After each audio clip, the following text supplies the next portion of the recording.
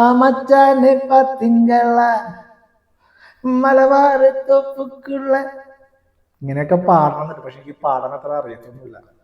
ഞാൻ ചോദിക്കും, നമ്മുടെ കടൽ മച്ചാൻ മച്ചാനെ കണ്ടവരുണ്ടോ? ഇന്നലെ എയറിൽ കയറിയതാണ്, ഇതുവരെയായിട്ടും മച്ചാൻ താഴ്ത്തിറങ്ങിയിട്ടില്ല.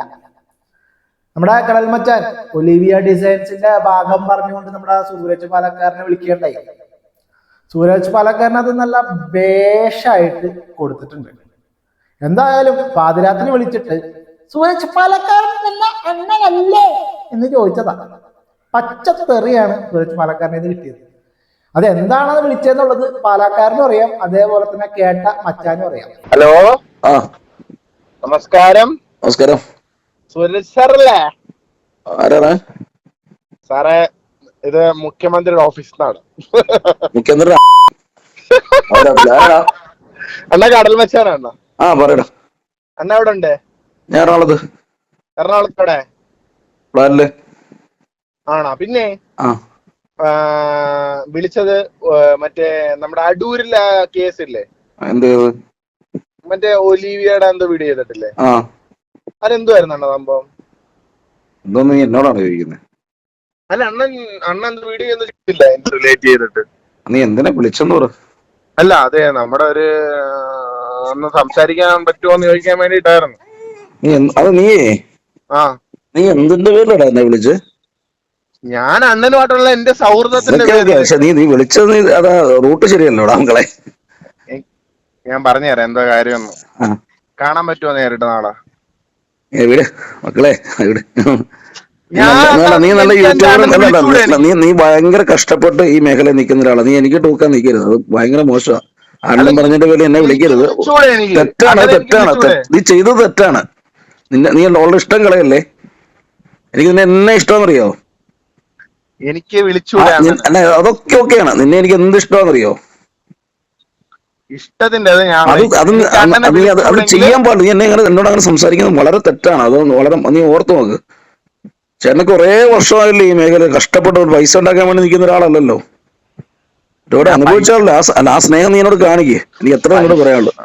നീ കൊച്ചി വരെ വിളിക്കേ, നീ എറണാകുളം വരെ വിളിക്കാൻ നമുക്ക് കാണാം കേട്ടോ.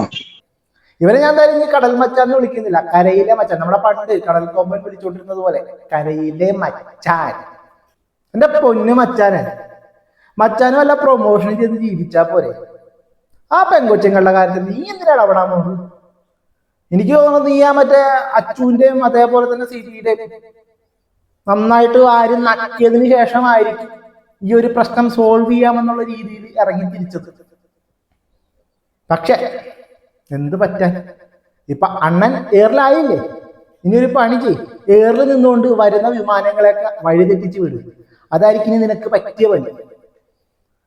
അവനൊരു മാതിരിയാണ്. ഞാൻ നിന്നോട് കാര്യം ചോദിക്കട്ടെ, നിന്റെ അമ്മയും പെങ്ങളുമാണ് അവിടെ പണിക്ക് പോയിരുന്നെങ്കിൽ നീ ഇതേപോലത്തെ പോക്കൃത്തരങ്ങ് വിളിച്ച് ചോദിക്കുമായിരുന്ന? നിനക്കൊക്കെ കാശായപ്പ അഹങ്കാരം അല്ലേ? എടാ, നീയൊക്കെ വന്ന വഴി നീ മറക്കരുത്. നിന്റെ അമ്മയും പെങ്ങളുമാണ് ഇപ്പൊ ഈ ഒലീവിയ ഡിസൈൻസിൽ വർക്ക് ചെയ്യണമെന്നുണ്ടെങ്കിൽ നീ വക പരിപാടി കാണിക്കുക. തെണ്ടിത്തരം കാണിച്ചിട്ട് ഒരുമാതിരി എന്താന്നടി കരയിലെ മച്ചാൻ. മച്ചാൻ ഇന്നലെ നല്ല ബേഷായിട്ട് കിട്ടിയല്ല.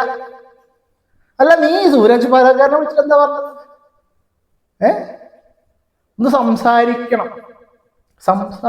സംസാരിക്കാനും മാത്രം എന്തോന്നടേ. അതൊക്കെ അവിടെ തീർപ്പായിക്കോളും. അതിനാണ് കോടതിയുണ്ട്, പോലീസ് സ്റ്റേഷൻ ഉണ്ട്, ലേബർ ഓഫീസ് ഉണ്ട്. അതൊക്കെ അവിടെ തീർപ്പായിക്കോളും. നീ അതിന്റെ ഇടയ്ക്ക് കയറി എന്തോന്ന് സംസാരിക്കാനാണ്? മച്ചാൻ വന്നേക്കണം, കരയിലെ മച്ചാൻ. നീ വല്ല പ്രൊമോഷനും ചെയ്ത് ജീവിക്കാൻ നോക്ക്, അല്ലാതെ ഈ പ്രശ്നങ്ങളുടെ ഇടയിൽ കയറി ഉണ്ടാക്കാനായിട്ട് വരല്ലേ. ഇനി വന്നു കഴിഞ്ഞു കഴിഞ്ഞാൽ ചിലപ്പോ ഇങ്ങനെയൊന്നും ആവൂല. നീ ആ കൺമണീനെ വിളിച്ചിട്ട് ഭീഷണിപ്പെടുത്തണ്ടായിരുന്നല്ലോ. എന്തോന്ന്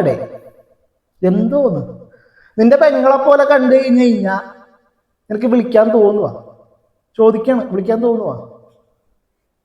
അവനോരോരോ കാര്യങ്ങളും കൊണ്ടുവന്നിരിക്കുന്നു. എന്തായാലും പാലക്കാടിന്റെ കയ്യിൽ നല്ല ബേഷായിട്ട് നല്ല തന്തയ്ക്ക് വിളി കേട്ടിട്ടുണ്ട്. ഇല്ലേ?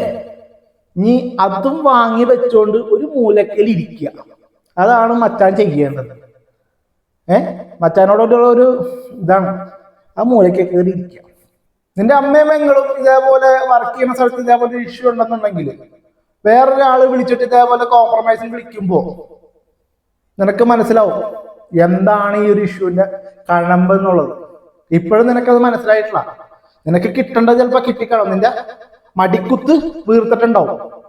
അതുകൊണ്ട് നിനക്ക് ഇതിന്റെ ഇതൊന്നും മനസ്സിലാവൂല.